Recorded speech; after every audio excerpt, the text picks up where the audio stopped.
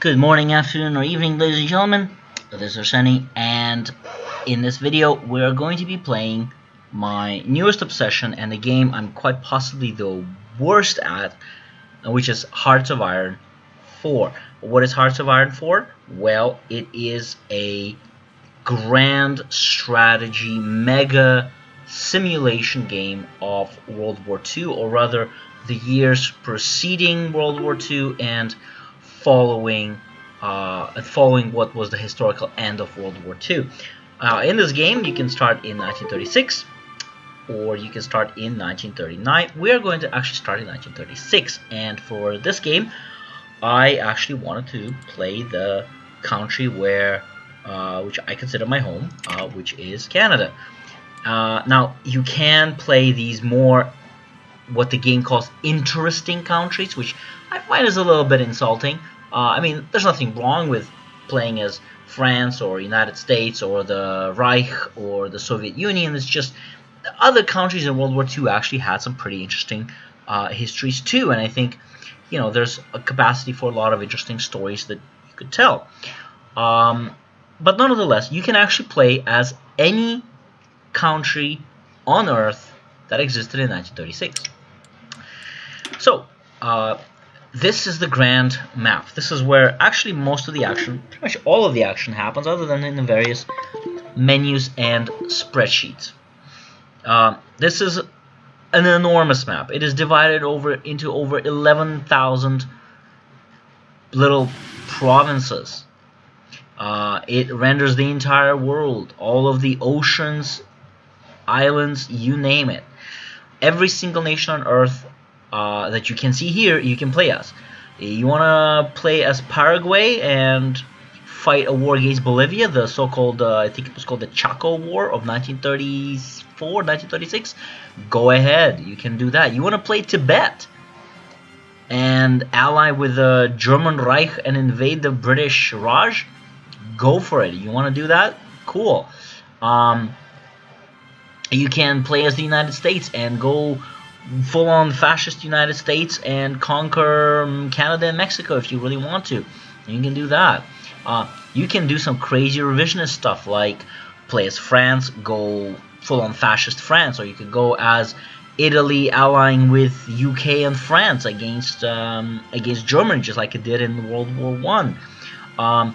You could play as Spain, play as Republican Spain and defeat the nationalists, the fascist Spanish faction, and maybe join the Comintern and become this communist Spain that is attacking France or attacking Italy.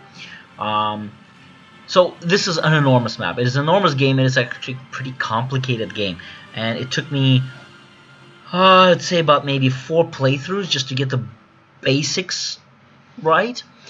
And even then, I'm actually pretty terrible at this game. But we're gonna play as Canada. There we go. There we go. There's Canada. We're gonna play on Iron Man mode, and we are actually going to turn on historical AI focuses.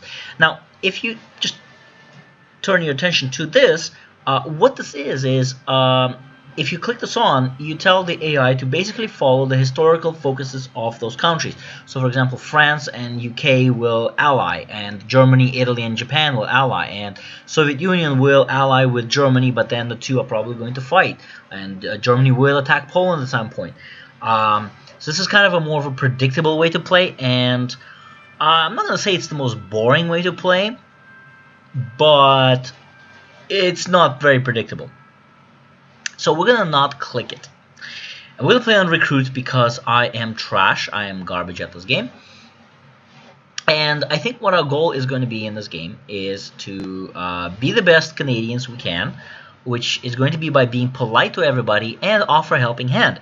Now, how we're going to offer a helping hand? We're going to send volunteers and expeditionary forces everywhere we can. We're going to start out by sending some volunteers to Spain, actually.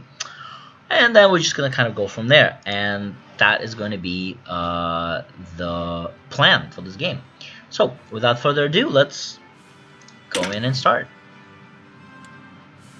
Yeah, we're going to go local for that, I guess. And we'll click save and play. One thing I have to say is that this game runs beautifully. Very, very, very slight frame rate drops when the game saves, when it auto saves. But other than that, I mean, it runs. It looks good. For, like, as a grand strategy game, it looks really good. I find it runs really smoothly. So yeah. Okay, let's jump in. The game starts off paused when we start, and this is Canada. It's a bit smaller than it is in real life. In real life, Canada is really big, so this is really only a model. But it's a fairly accurate representation of Canada in 1936, with a few with a few inaccuracies that I'll get to. As a historian myself and as a Canadian, this game does irks me a little bit when it comes to Canada, but overall it gets most of the things right. Okay, let's take a look here. We've got 2 ships. We've got 2 destroyers. Canada had a navy. In fact, in World War I, its navy wasn't really big. But in World War II, Canadian Navy was actually the 4th largest navy in the world, which was actually pretty crazy considering the size of the country and the size of its population. We're divided into a few different major provinces, I guess you could say. We got New Brunswick, of course. We've got Nova Scotia. Nova Scotia also has the PEI, which is, you know, just hanging around there.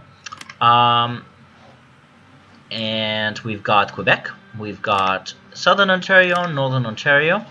We've got Northeastern Canada, which is really northern and northeastern Northern Canada. These provinces are actually going to be quite worthless to us because we can't really build much in them right now. We also got Manitoba, Saskatchewan, Alberta, and, well, we've got British Columbia and Northwest Canada, which is kind of split between British Columbia and Yukon. But here it's done like that. Okay, let's take a look at our forces. We can actually zoom out, I believe, and just, there we go.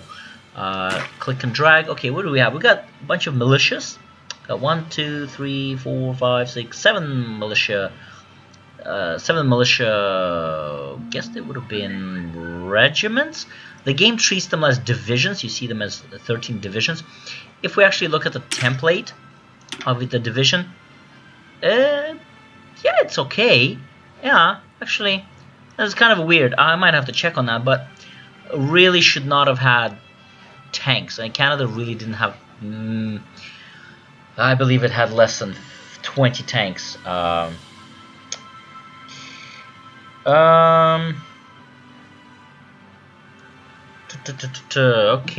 So we got militias, and they're okay. 9,000 men in each. That sounds about right. We've also got cavalry divisions. Let's take a look at them real quick. Which is basically 3 cavalry battalions. Sounds about right. Thing is that in this game it tracks manpower. We've got about 61, almost 62,000 free manpower. Except these cavalry, you know, these cavalry divisions, really they're more regiments. Yeah, they're taking up valuable manpower. So what we're going to do is we're going to select. That's one thing though. I wish it was an option to select only units of a particular template. Fortunately, there isn't. So we're gonna have to select our cavalry. We've got 1, 2, 3, 4, 5 cavalry regiments. Do we need that many? Don't really think we do. Like, we've got really good relations with the United States, and no one's gonna be invading us, except maybe later Japan might try to invade us. We don't really need all this cavalry, so we're actually going to keep this cavalry. We're gonna move it to Vancouver, and let's grab this militia, and we're also gonna move it to Vancouver. So this is moving there. This is not moving there. So we're gonna disband this cavalry to free up some of the manpower, quite a bit of manpower actually. This cavalry, we're also going to disband it. Don't really need to. Don't really need it. Okay, let's take a look at the eastern seaboard. We've got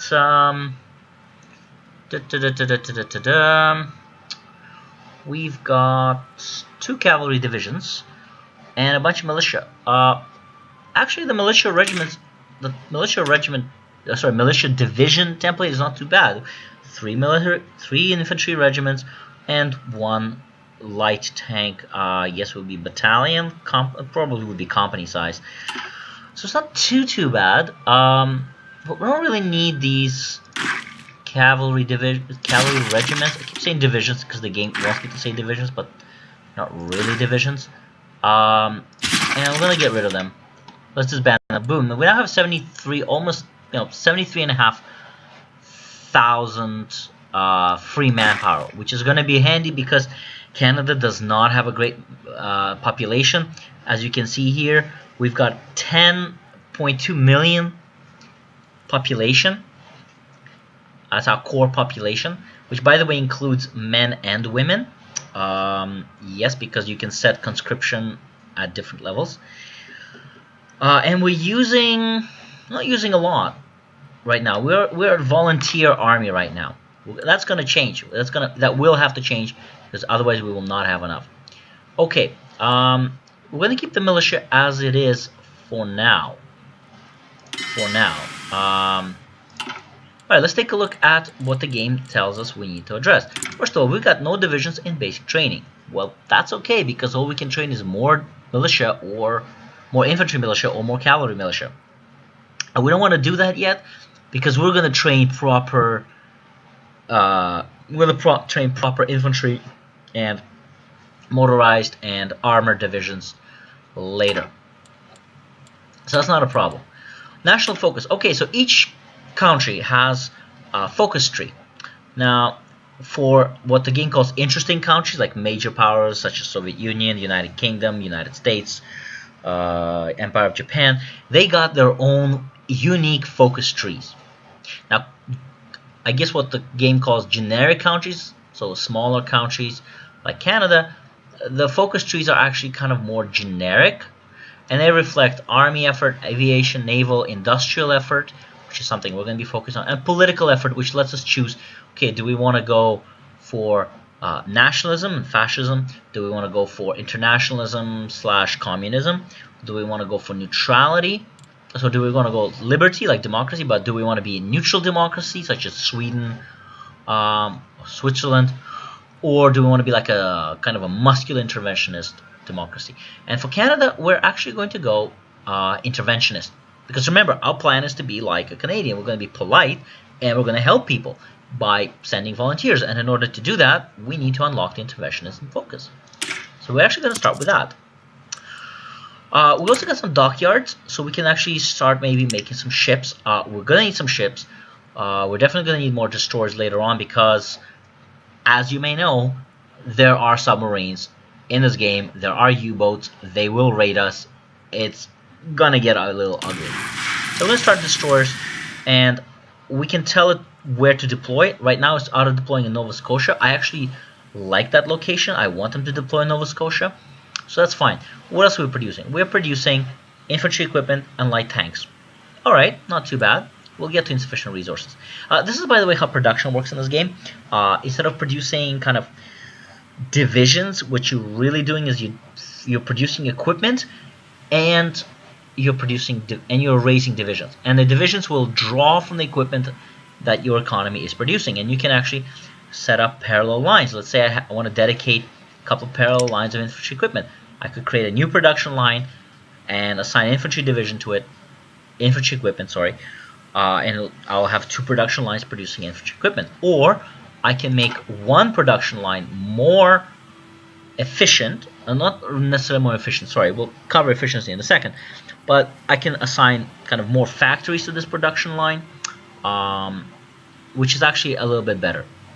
Anyway, the thing is that you can only put a maximum of 15 factories, 15 military factories to each production line. So if you have a crap ton of factories, like if you're playing Soviet Union, for example, or United States, yeah, you can actually have 2 completely full production lines of producing nothing but infantry equipment. In this case, our infantry equipment is actually filled. Like, we don't need to produce more right now, but, you know, once hostilities start, or once we start training our troops, or raising more troops and exercising our troops, we're going to need more. Also, there's this efficiency thing. So just because you assign a crap ton of factories to a production line doesn't mean it's going to be very efficient at producing it. There are inefficiencies in every economy, and you need to organize and reorganize and streamline production to get the maximum possible efficiency out of your workers, out of your basically out of your productive resources, what's called in economics productive resources, or means of production, if you will. So the red indicates that this factory is not yet producing at maximum possible efficiency. With time, our efficiency is actually going to grow. Okay, but what else can we produce? Let's take a look. Well, we kind of do need some support equipment. Things like radios and, well, uniform and jeeps and pontoons and hospital gear, that kind of stuff. So we're going to actually make that. That's fine. We still got 2 more factories. Can we produce light tanks? We're already producing light tanks. Never mind. I'm kind of silly. We'll get to the airplanes later. Let's also produce towed artillery.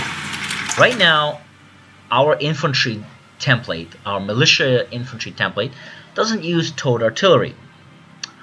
But eventually, when we actually get real infantry divisions, we are going to want real artillery battalions, maybe even a full artillery regiment attached to each division, because as someone, I forget who, famously said, infantry infantry wins firefights, tanks win battles, but artillery wins wars. And we're going to need artillery. We're going to need lots of artillery. We got 1 more factory. We could maybe produce some airplanes, but right now we are not producing any good airplanes. We can produce some interwar fighters, not particularly good. They're open cockpit fighters, single propeller. They might be made of aluminum, but they're probably not great. We're gonna have to research better fighters later on. So we got 1 extra factory. Let's actually sit on it. We'll deal with resources later. Yeah, it tells us that there's no template because we're producing support equipment and towed artillery. We don't have any unit types that use that equipment, not yet, but we can stockpile it for later, for 1939, when the war will probably break out. We got some free military factories, which I know, and we also got some civilian factories. Now, civilian factories are used to construct things like infrastructure, like railways and such. They're used to construct forts. They're used to construct radar towers. They're used to construct military factories, which are going to be very important.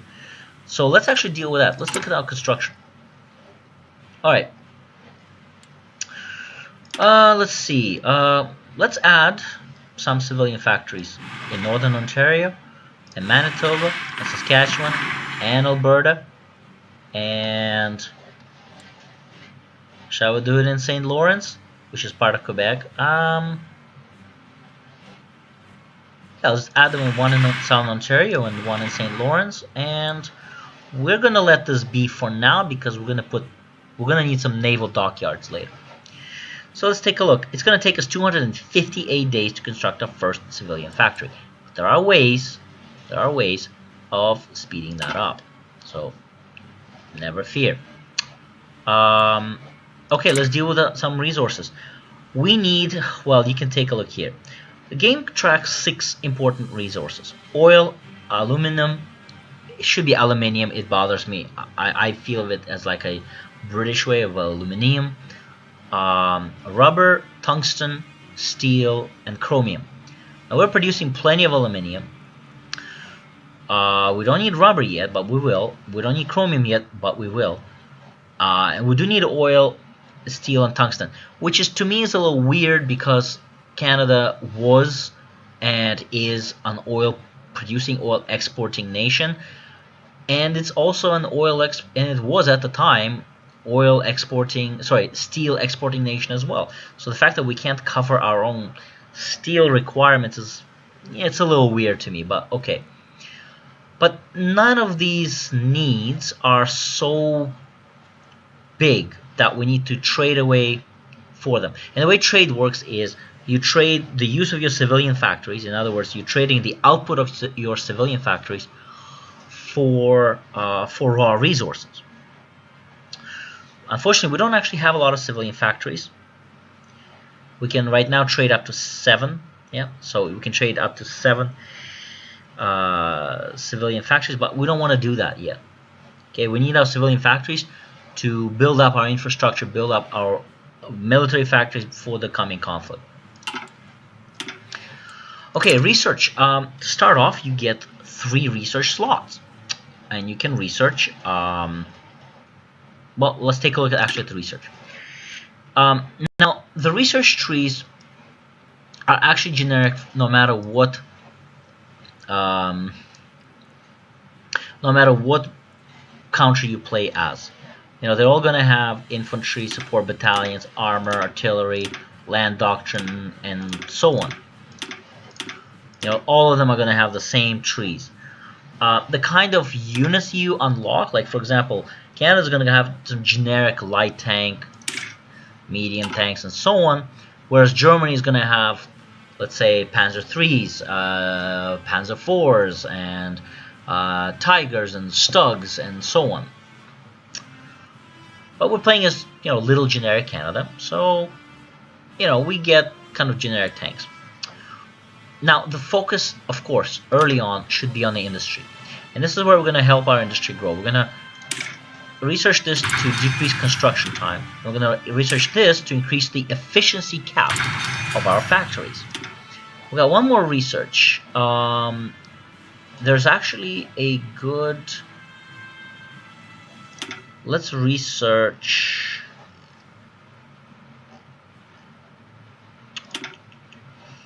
Let's take a look. Let's take a look. Let's research motorized. Yeah, let's research motorized infantry, because that's going to unlock motorized infantry template for us. Our last thing before we unpause is to look at our national screen. So here we are. We are William Lyon Mackenzie King, the Prime Minister of Canada. And for some reason, the Liberal Party has 98% support of the country, which it did not in 1936, I assure you. Yes, the Liberals were in power. No, they didn't have 98% popular support. But the game does that in order to simulate the fact that at the time, in 1936, Canada had a relatively high national unity. And kind of unfortunately, it simulates that through how much support the governing political party has. So we are a democracy. We've got next election coming up in just 4 years.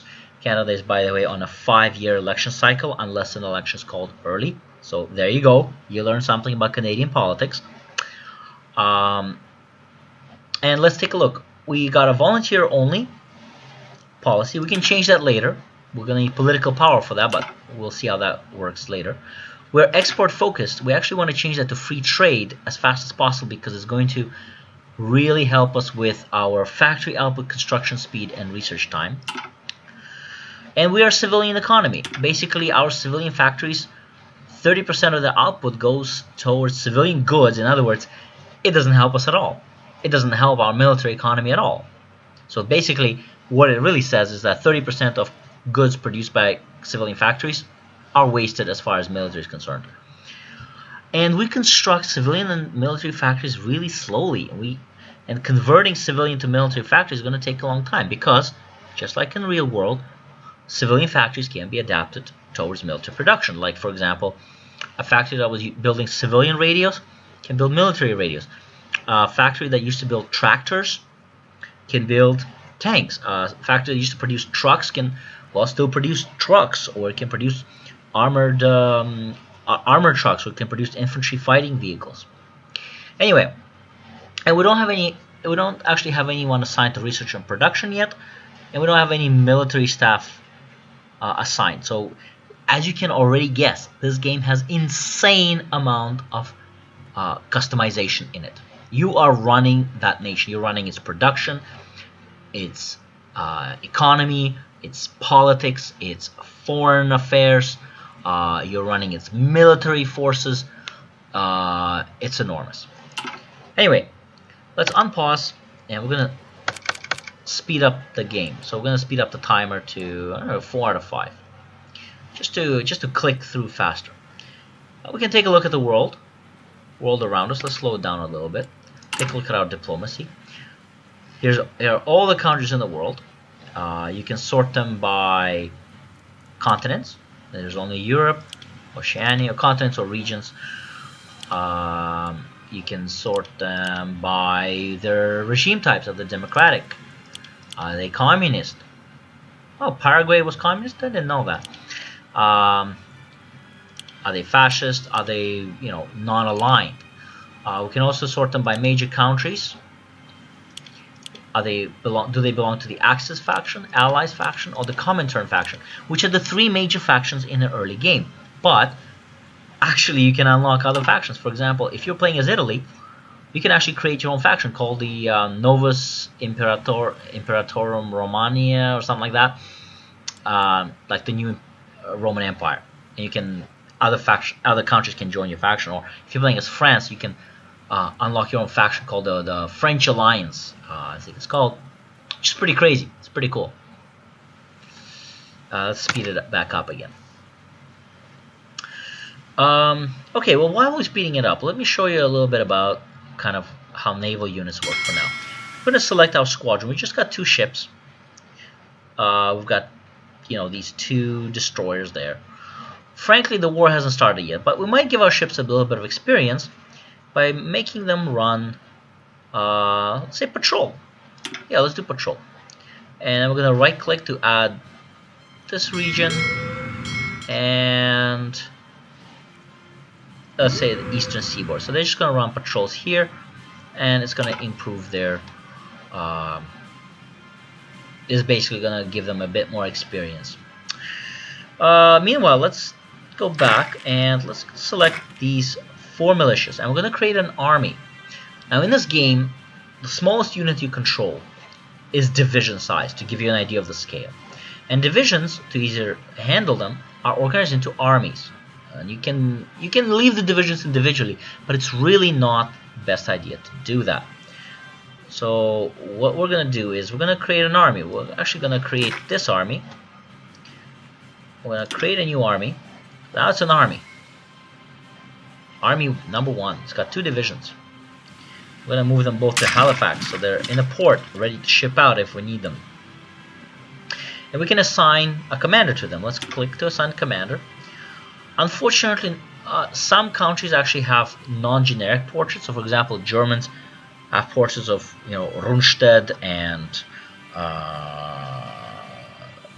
Rommel and other German generals whose names I can't remember at the moment. The Americans, they're going to have Patton, and they're going to have Eisenhower, and the UK are going to have Montgomery, and I think Ironside. So that's pretty cool. But unfortunately, generic smaller nations like Canada, they will get their own individual portraits. I'm sure of it. If the Paradox game doesn't do that, which they usually do, I'm sure the modders will. But for now, we're going to assign a general to them. We're going to assign General Thomas Victor Anderson, who doesn't have any outstanding characteristics. That's okay. He's going to gain some, I'm sure. And what we're going to do now that they're in an army, now that there's a commander, we're going to make them exercise, which is basically going to give units experience, which we can spend. Okay, we can spend experience on improving our templates, on customizing our templates. Let's make this into an army. Yeah, let's make this into an army. We're going to give General Montag. Yeah, Montag. Let's go with Montag. Somebody's going to say, no, it's Montague. Yeah, it could be, but Americans, I think, pronounce it Montag. Oh, let's take a look here. What is going on? Remilitarization of the Rhineland. Yep, that happens. 1936. Yep.